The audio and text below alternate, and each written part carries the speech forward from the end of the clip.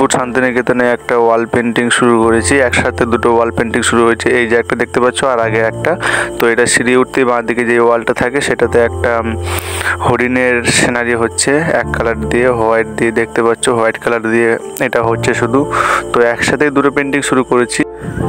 এটা multi colour দিয়ে হচ্ছে, মানে অনেক রকম কালার দিয়ে হচ্ছে, আর এটা তো এক কালার দিয়ে।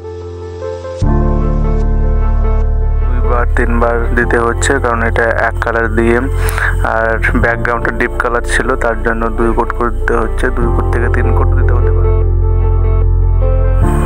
ওপর দিয়ে ডালটা আরও হবে, তো ওপরে নাগাল পাইনি তার জন্য, হাইটটা অনেকটা তো তার জন্য ওপরে একটু ছেড়ে রেখেছি। সাথে সাথে এইদিকে পেন্টিংটাও চলছে। এদিকে ড্রয়িংটা দেখানো হয়নি প্রথমে, ড্রয়িংটা সেরকম কিছু ছিল না তার জন্য ড্রয়িংটা ভিডিও শ্যুট করা হয়নি। এটা সিম্পল ড্রয়িং ছিল। পুরো পেন্টিংটা ফুল আর পাতা দিয়ে, প্রত্যেকটা দেখতে পাচ্ছ যে এক কালার করে হয়ে গেছে, পাতাগুলো এক কালার হয়ে গেছে, ফুলগুলো এক কালার করে হয়ে গেছে। এবার আমি একে একে শেডিং দিয়ে বের করছি। আর এদিকে এটা পাতা হচ্ছে, প্রত্যেকটা জিনিস ডাবল করে দিতে হচ্ছে। এখানে হালকা শ্যাডো দিয়ে দিচ্ছি যাতে একটু 3D এফেক্ট হয়, যেন দেখতে লাগে যে উঠে আছে পাতাগুলো। তো আমি একটা হালকা ডিপ কালার বানিয়ে নিয়েছি, তো সেটা আমি প্রত্যেকটাতে ব্যবহার করেছি। প্রত্যেকটা জিনিসে হালকা শ্যাডো দেওয়া আছে, ভালো করে দেখলে বুঝতে পারবে। হালকা একটা ডিপ কালার দিয়ে শ্যাডো করা হয়েছে, এখন ভালো বুঝতে পারবে। দেখো হালকা শ্যাডো দেওয়া আছে, খুব একটা ডিপ নয়।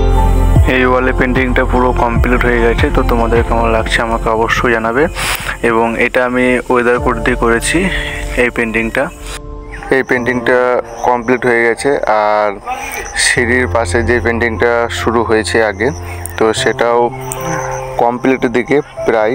তো পুরোটা দেখতে পাচ্ছ যে এক কালার করে হয়ে গেছে, এবার ডাবল চলছে। তো এটাও কমপ্লিটের দিকে পুরোটাই। তো এটা কেমন লাগছে অবশ্যই জানিও। তো আবার দেখা হচ্ছে পরের ভিডিওতে। টাটা।